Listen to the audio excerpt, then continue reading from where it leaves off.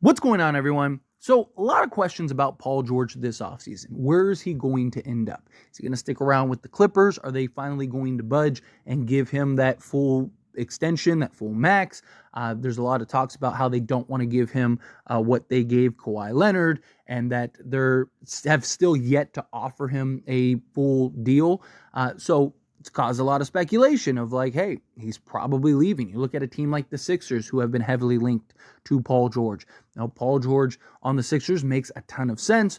On top of that, right, they have the money where they could sign him outright and still have a little wiggle room to do some other things. And Paul George, Tyrese Maxey, Joel Embiid could be a solid trio. So that makes a lot of sense. Could he look for a trade elsewhere? Is there a team in particular that he wants to play for that may be interested in him?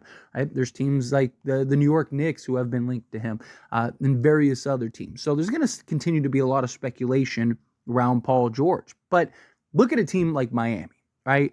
Paul George makes a world of sense with the Miami Heat. Now, there are these rumors that keep coming out that Jimmy Butler may be on the move. If that happens, then Paul George makes even more sense, right? If they're able to like flip Jimmy Butler into something.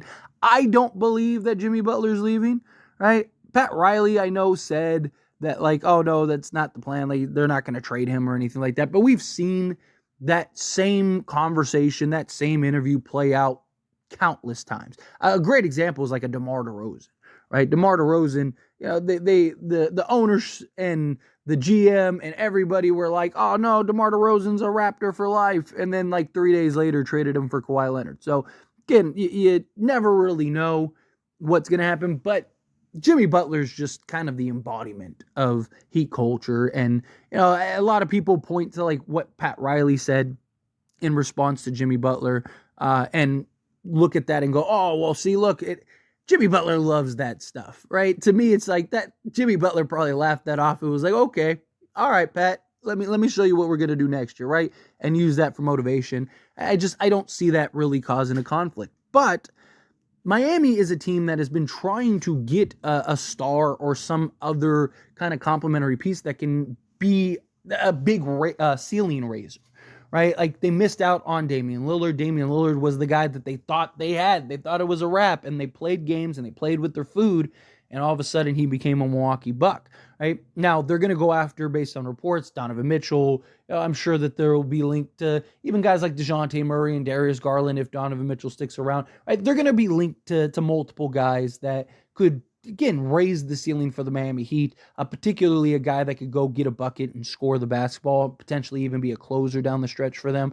They got a guy in Terry Rozier who I think can do some nice things, but he's not that star. He's a guy that, yeah, he can be a little hot and cold at times. Jimmy Butler and Bam Adebayo, the beauty of those two is they are such rare stars in the sense of like they love, embrace, and are willing to do the dirty work. Right? Like most stars don't really want to do the dirty work. Right? And like Jimmy Butler, he doesn't care. Whether he scores 5 points or 50 points, he doesn't care. Right? He just wants to win. So he's more than happy to dig down, lock down defensively, dive for loose balls, sacrifice his body, play, and do the dirty work if it leads to wins and translates to success for the team. Right? Where, again, most other organizations, right, they have guys specifically for that. Right? So that way the stars don't have to do that stuff. But Miami, they're a team that is just full of guys that are willing to do that stuff, and that's part of like the Heat culture and everything. So Paul George would make a lot of sense for the Miami Heat because particularly his versatility. He's a guy that I don't believe is your best player on a championship contender. And I do think that he would be the best on Miami, but he wouldn't have to be the guy, if that makes sense, right? Because Jimmy Butler is the guy. And Jimmy Butler could take over and basically do whatever whenever you need him to. And I think Paul George would be able to come in, kind of just play and do what he does best and not have to worry about all the other stuff, where Jimmy Butler's that guy that can come in and do that. And I think Paul George, he is one of the guys that is, when he's on, he is one of the best in the league, man. This guy is incredible on both sides of the basketball. It raised their ceiling defensively. He's a guy that can absolutely go get a bucket. He's a guy that also is just such a good difficulty shot maker, which is very valuable and very important.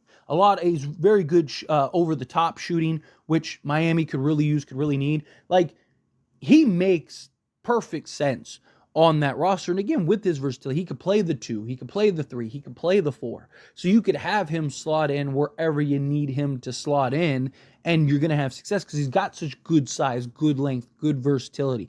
Him and Jimmy Butler, man, the tenacity on the defensive side of things, right? Like, I think that I like Jimmy Butler, and because a lot of people might look at it, well, look at Kawhi and Paul George. Yeah, but one, Jimmy Butler isn't as injury prone as Kawhi has been. I know that there's been injury issues with Jimmy lately, but he historically has been much better healthy. And I think that they complement each other better. Right? Because again, Jimmy Butler's more willing to do the dirty work. When Paul George is on, Paul George, hey, go ahead, man, do your thing. Right? I just think that the balance would be better with Jimmy Butler and Paul George. And I think also you're in the East, which the East isn't as competitive, right? And, every year, Paul George and Kawhi Leonard, and in the West, they've talked about how, Clippers, this is the Clippers year, this is Clippers year. I think a lot of that is just the Clippers disappointment. Kawhi is never healthy come playoff time. Paul George has been the healthier of the two. Obviously, there are some concerns in regards to health with Paul George, but I also don't think he'd have as much of a workload, right? Like, I think he'd just kind of get to be out there and kind of just play his game. You'd have Bam, you'd have Jimmy, who I think would complement him seamlessly, right? I think you have other pieces. I think Eric Spoelstra, as the head coach, can really kind of mask and put him in the best positions possible. I think this would be a match made in heaven for Paul George, and I think Paul George would be a match made in heaven for Miami. Right? Give him some real size. Give him a guy that can score and hit clutch shots and, take over games. Gets to go back east where, you could argue, he had his best years out east, right? And led the charge. And, if it wasn't for LeBron in Miami, he might even have a championship, right? So I think if you're Miami, taking a look at Paul George, now, again, obviously, if he ends up wanting to go to the Sixers or something like that, then, they're probably odd men out. But if he's open to going to Miami, well, then Miami, they could call up the Clippers. You probably get him for pennies on the dollar because the whole thing is like, hey, do you want to lose him for nothing? Do you really want to lose Paul George for nothing? Right? Do you really want to run the risk of him leaving and going elsewhere? Or do you want to get something in return, something of value? And now you can kind of have that argument and, land a Paul George. And Paul George kind of fits the current timeline with Jimmy Butler. Right? Like, it gets you a guy that I don't think would cost a ton asset-wise to go get him. So I think because Miami is limited on what they can trade and what they can do. So I think he's a guy that's realistic. I think he's a guy that fits the current regime, would make sense, plays both sides of the basketball. I like the idea of Paul George on the Heat.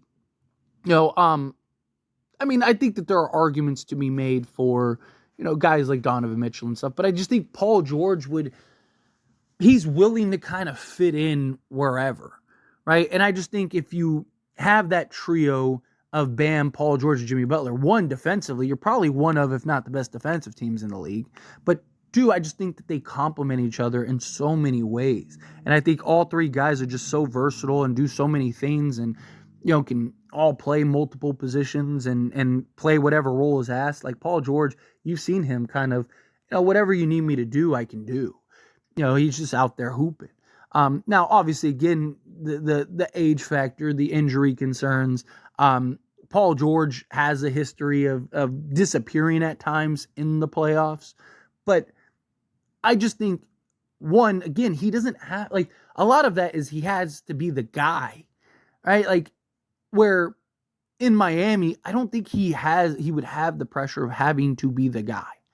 I think in theory, even though he might be the best player on Miami, it's Jimmy and Bam's team, right? He's coming in and just playing the role of defender, scorer, and that other superstar, right? I don't think that there would, one, be the type of pressure. Two, even if he does have a bad game, you have Jimmy Butler and Bam Adebayo to pick up the slack. I think that they would help him, but I also think he would help them.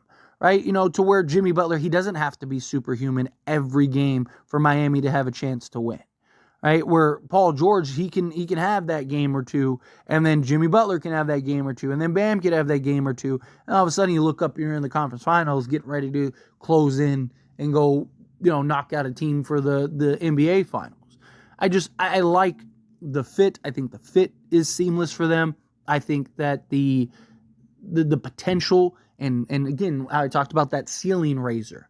I think the ceiling raiser for Paul George to the Heat make a world of sense. I think he would fit the culture, he'd fit everything. I like the idea of Paul George on the Heat. But, as always, this is a discussion. Pass the question on you. Let me know your thoughts and opinions down in the comments below. What do you think? How do you feel? What are your thoughts? Do you agree? Do you think, yeah, hey, PG makes a world of sense. Go get Paul George, bring him in. He's a guy that could definitely make the Heat a championship contender. Do you think, no, stay away from him, too many issues, go get somebody else? I just look at the price tag on him if they were to trade for him, right? Like Donovan Mitchell, there's questions like, is he out of their price range, right? Like some of these other guys, it's like, is he out of their price range? Where I think, again, you kind of just go to the Clippers and are like, hey, you could lose him for nothing. Would you rather get something, or do you want to get nothing?